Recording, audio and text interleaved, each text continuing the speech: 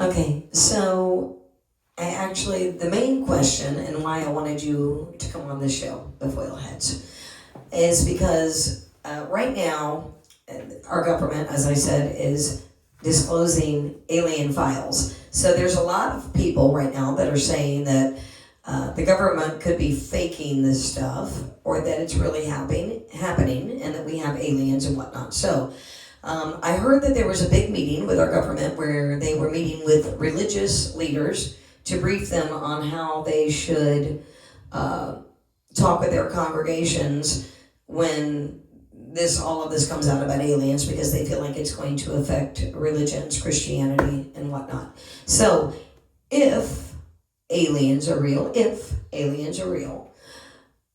does the Bible say anything at all about aliens? And if so, what does it say? There's no explicit revelation about inhabitants like us on other worlds, like celestial planets, like beings like human beings, like made in the image of God, fleshly bodies, temporal life, So I'm sorry, mortality. What did you say? There's no other place in the world? No, I said that according to the word, it doesn't explicitly state or reveal that there are or are not. So our current Bible that we have doesn't really talk about that. There are things that talk about what I would call meta principles. So there are principles of reasoning that undergird our ability to even contemplate that next step of Is there reasoning. any part in the Bible, I'm asking, that would refer to anything, maybe aliens or something coming at this time in life where we're all at? The Bible can teach you how to test creation to see if, according to what you define as life, what you think is life,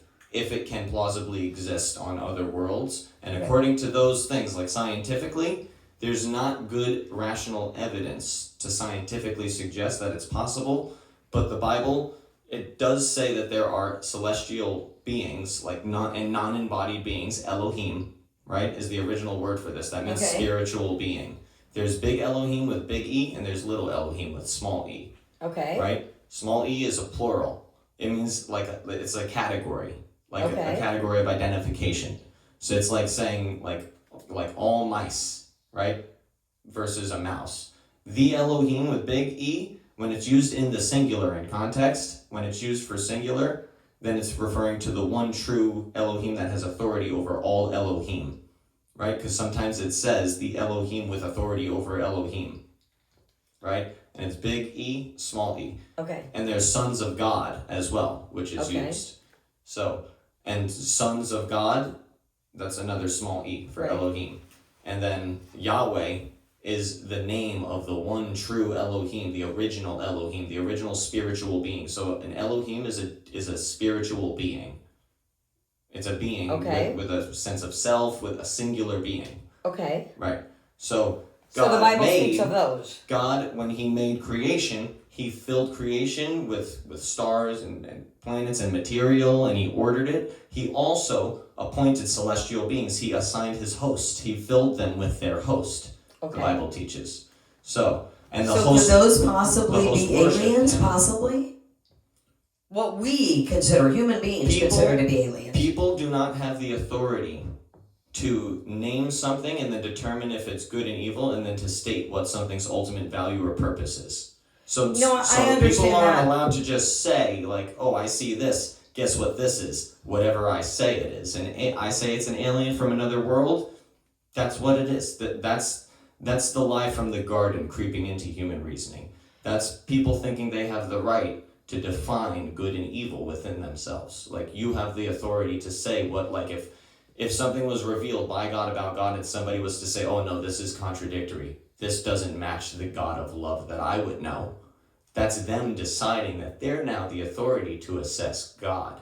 They're sitting in the seat that only. Well, I would be one of those people, because when I'm one of those people that when people try to tell me it's something of God, I'm like, well, no, the God that I know is a God of love and mercy. Of unconditional love and of kindness. And he gave us, can I finish? May I finish my thought, please? And he gave us free will. He gave us free will because he loves us so much and he didn't want to force us to do exactly what he wants. He gives us free will to obey him rightly because that's the privilege of existing. But he gives us, it's a choice whether we want to obey him or not. And if we choose not to, we are rightfully judged because he's holy and beautiful and perfect. And if we choose to step away from him because we decide we're the ones with the right to claim something that only belongs to him, that's when we become worthy of being eternally judged. And if we don't agree with that, then our judgment gets harder. Right. Because he's giving us every opportunity to turn from that, to be with him and everyone that really loves him for eternity. So you don't have to die or worry about lies or worrying about trying to take God's seat. Because guess what happens if I say I should have been God because he should have done things according to how I think he should have? Right. That means you don't get to exist. Right. You don't get to live. You know, it's funny. I've heard from so many people say this, and I don't think you agree with this, but so many people have actually believe that we are God, and he's experiencing all of this through us, like that we are part of God, and God is a part of us. And we are experiencing all of this for him. Is that kind of a crazy thought? Because God is supposedly, we've been taught, is all-knowing of everything, so he doesn't really need to be taught anything, correct? Well, that right there proves that no human is God then. Right, that's what I'm saying. Right. I'm asking you. You just proved with your statements that's correct, that God is perfect and that he knows all. So if we were all just simply God expressing his own self, then God isn't all-knowing. God isn't God, then there's something else that's God. Right. By definition. Right. We're using words differently. Right. Right? I'm conceding that there's a truth beyond me, beyond my authority. Right. I've already submitted that. I've died to self. Right. I don't care. That's why I don't care if I get money in this life. You know that better than anyone. And it's aggravating to deal with. Very much, because I got responsibilities, and you got to make money in this world. Unfortunately, and it sucks because most of us are having 2 to 3 jobs, and it's I'm not saying not to work. But what I'm saying, you're right. And the hard thing, and this is part of why I believe that there's so much evil and horribles in this world. I can't possibly myself. This is just me, my thoughts, my head. Believe that God created all of us just because he wants us to work 3 jobs and pay taxes. I think that there's somebody down here interfering with our free will, and they're lying to us. And I believe that, I really do. I believe that there's shapeshifters. I believe that there's reptilians. I believe that they're in our government. I believe that they are lying to us. And I do believe it's possible that they could be demons or fallen angels. It's certainly possible. And they are interfering with humanity when they shouldn't be. But I know that something does not feel right on this planet right now. Almost every single person I know is having to struggle and work 2 to 3 jobs just to survive, and nobody's getting ahead. And they're constantly living in fear and torment because they've got all these bills piling up every month that have to pay, and it causes them constant stress in their life. And it just screams the devil to me. It just screams like the devil is so controlling so much of this world right now. And I do believe that we have a free will with our spirits to choose which way we want to follow. If we want to be more like truth, love, and light, or if we want to keep the fear going, the chaos, the control, the lies that are constantly, and there's just got to be something going on behind the surface, because I don't believe that God created us to just work 3 jobs and pay taxes and all have to struggle so hard. I mean, life, I believe, is meant to be beautiful. I look around this planet. I go to the beach. I go to the mountains. And I say, this is the most beautiful thing. And God created this for us. And I feel so blessed. And God, in my own life, has shown me I have made so many mistakes. I have not been a perfect person. I made mistakes in my marriage. I was a different person then. I'm a different person now. And you know what? Honestly, when I got my divorce, just to touch on it, I lost everything that I had. I lost my family, my house, all of my money, everything. I was broken, and I didn't want to even live anymore. I had a nervous breakdown. How many years ago was that? I would 13? Like, 13? About 11 years ago. 11, 12? 11, I think. About 11. Because I've been with Hope for almost 13 years. Okay, so about 11 or 12, yeah. That's when you broke up with Pretty Fonda, close, too. I think. We don't mention names, but yeah, I know I didn't break home. But yeah, I gotcha. I would, beep, / the thing is, look, I prayed. I kept my energy good. And here's something where you and I have a little bit of different belief. I do believe in manifestation. I do believe in the power of positive thinking. And I do believe that we are energy. And I believe that what we focus on, what we think about, is what we create and what we attract around us. These are my beliefs. And I can still be a born-again Christian, I believe, and love the Lord and the Holy Spirit and Jesus, and believe that God gave me free will to manifest and to choose between goodness, evil. And what I think of goodness is truth, love, and light. You got to define all those things, though, and you keep trying to grasp the authority to be the one with the right to determine that. Like it warns us right in the beginning of the Word of God, and the earliest prophetic witness that was confirmed by Christ's own life. Any reason that we can call ourselves a believer in Christ, he confirmed, if we really believe him, and we say we do, he confirmed Moses' testimony about what the devil offered Adam and Eve before they were sinners against God. Okay. When God made them to be inherently good by nature, but still left them with free will, right? And gave them flesh that was subject to potentially fall, right? And he subjected them to an enemy that would tell them a lie. And then they had the freedom to choose to obey God, that they already knew was truth, already knew was trustworthy, and they freely chose to disobey God, to engage with the lie of the serpent that God already warned them about. Okay. He said, don't eat from the tree of the fruit of good and evil. Don't eat from the tree of knowledge of good and evil. For the day you eat of it, you will surely die. Right? And the serpent said... That means spiritually? Or what did that mean? Spiritually? What does it mean to die? To be aware of your mortality. To be aware that you will have a state one day where you will no longer be able to experience this world in this way through your own body anymore. Right? People don't, or a lot of people say they do or don't know what they think might happen by that point that we call something death. The point of death is the point where we see somebody stops expressing who they were through their body. Their body becomes null permanently, right? As far as we know, until we die too. Right. That's how we knew someone died in our life. They stopped working at some point, and then they never started working again. Right. So we call that death. And then we have the unique capacity as human beings to say, why does this happen? Why do I not like that happened? Right? Especially if you have relationships with people. The more you love, the more you attach, the more the sting of death hurts, especially in the moment. Right? The only thing that brings peace to that is anchoring yourself to know that only the one that made you could possibly... My cat got killed yesterday by something outside. Truly, I've been very sad. And what brings me peace is just the thought that when I pass over, I will be with my little kitty again, and we'll be happy together, and that brings me peace. I don't know for sure if that's going to happen, but it's a beautiful thing that I'd like to believe is going to happen. So that's how we can know for sure once we give up the right to define. Right? Once we know we're truly trusting, truly embraces when we can go beyond thinking.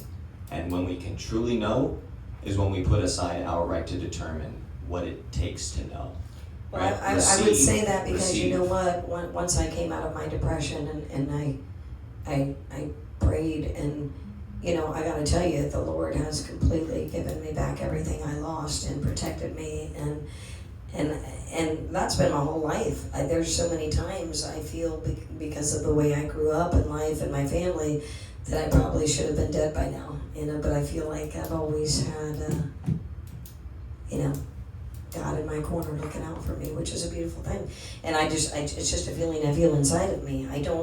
I personally don't need to read it. I mean, I guess that's where it originally came from, because somebody taught me about God, right? And introduced me to Jesus.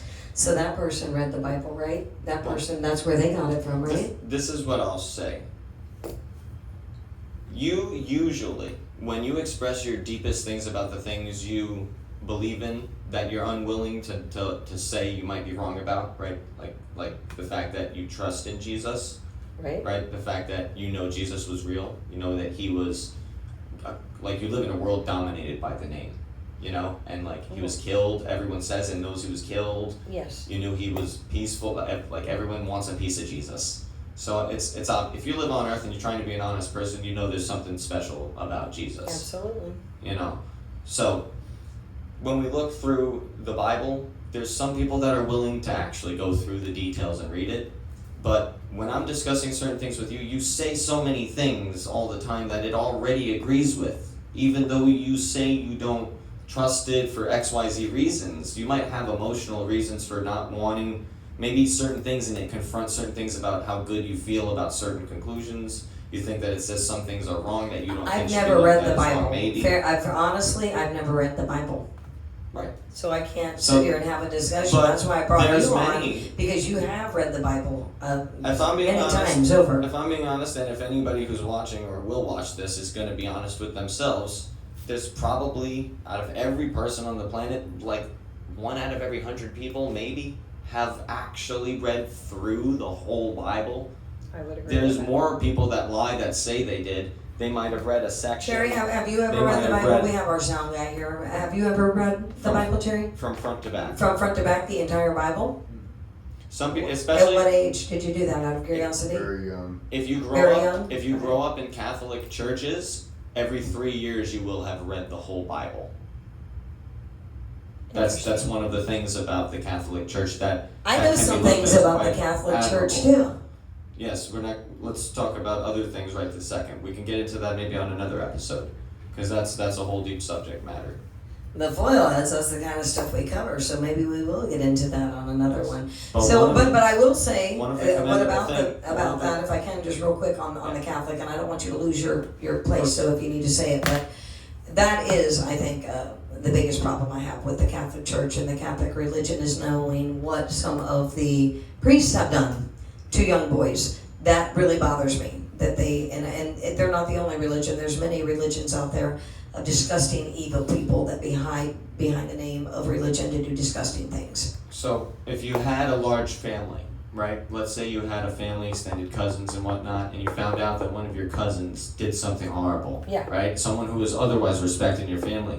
And then your community found out your family, they started saying, like, oh, you're one of those people. I don't want to be part of you. Right. You look at what your member did. Right. You know, was he really representing who you people are fundamentally as individuals? Right. And like the things you believe in as a group, like the ones that agree, like about of course about the goodness stuff and the relation and taking care of people and all that. And you're right. And I don't say all Catholics, and I don't feel like all Catholics are that way. That's not what I mean by it. The problem I have with it is that some of the people that they put in power in the Catholic Church have been disgustingly evil and horrible. Well, and that makes me, and are, because they're in the top of the Catholic Church, and they're not just somebody from the congregation, they're actually been put in these positions of power to have control. Some of them over time have been in higher positions of power than others, and some of them have been caught on doing some foul things, and their own communities called them on it, though. A lot of them over history. And a lot of them got wiped under the rug and protected and hidden. In fairness to the community, though, a lot of them are willing to take accountability as an institution for that and remove them and never let them back in and give them over to authorities if they find that out. Right. You know, a lot of them are willing to do that. So we got to give credit where credit's due. Just because there's wolves in the grass, this word has been telling us that there will be wolves that creep into the church since Christ has been promising us he'll return again. You know, for the rest of the age. And speaking of that, I was watching something that I sent you. I don't know if you watch on Charlie Kirk, that I just found to be one of the most amazing things I ever watched last night. Did you happen to watch it? What I sent you? I've watched everything from Charlie Kirk. Okay. Yes. It's truly just amazing to hear him talk, and the way that he brings it to people was amazing. But the one that I sent you yesterday was his take on the devil, and it was a very big thing. He was learning his theology. He was still young. He was about 31 years old, I believe, right? Was he 31 when he got assassinated? When he got assassinated, or 32, right around that. Unfortunately, I definitely loved him too. I had a lot of respect for him and his boldness to speak for, and stand for truth. As far as he would honestly represent it as he understood it. Obviously, like anyone, there was times where, and you can find the clips where he even said, I don't know the answer to that. So he wasn't perfect, but he was honest, as far as we know. And as far as we think that he's been played by a lot of people. and that more evidence needs to come out before I can make any definitive statement. She has her beliefs on who and what she thinks might have done what, but I do think that he was betrayed in a lot of ways, and that it wasn't as simple as the most, popular narratives that the current government wants to stand behind, right? The current congregation wants to stand behind. They're doing things that obviously we can all look back over Charlie's last year or 2 years of life and see all the warnings about going into war with Iran and whatnot.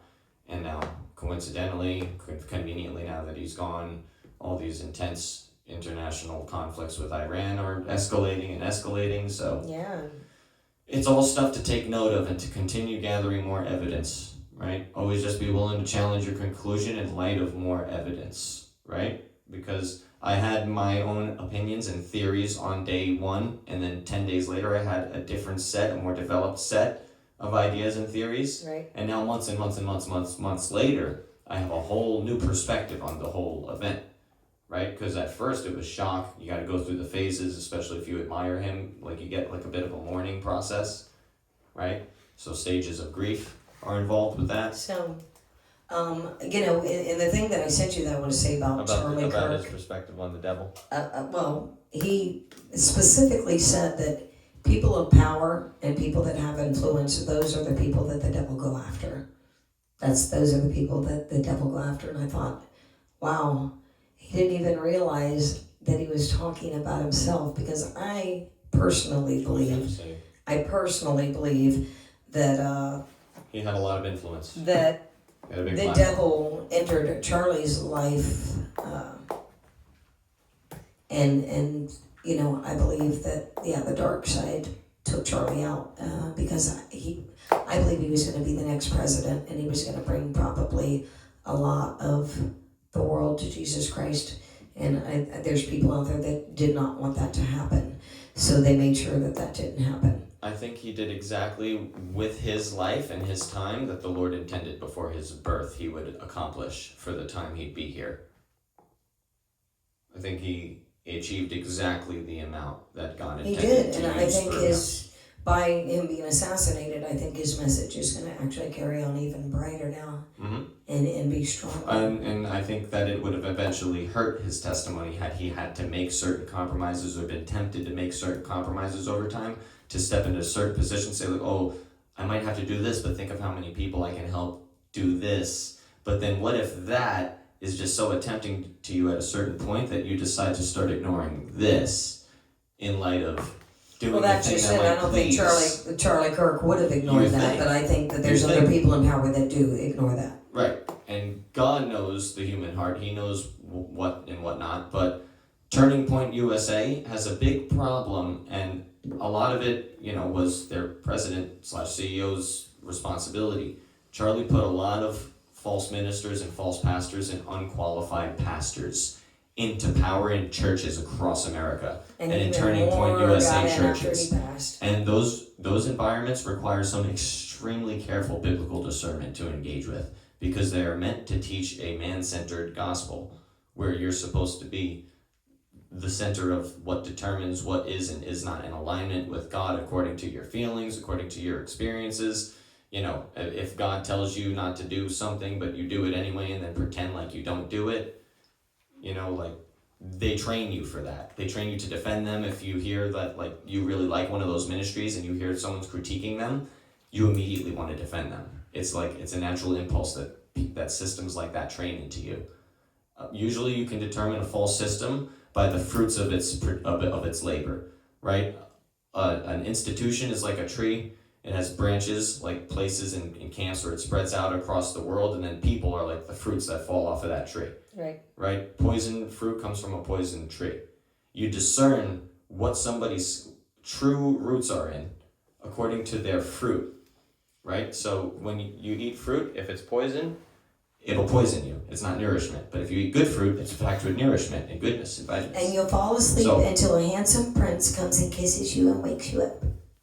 Well, maybe I'm getting too parabolic, but I know that there's other people that like parables and analogies and stuff like that. But you can tell if a system is safe based on the kind of people it's producing that are dedicated to it, right? Is it producing patient people that are patient and loving even in face of disagreement, or is it producing a tribal sort of I just want to talk about aliens.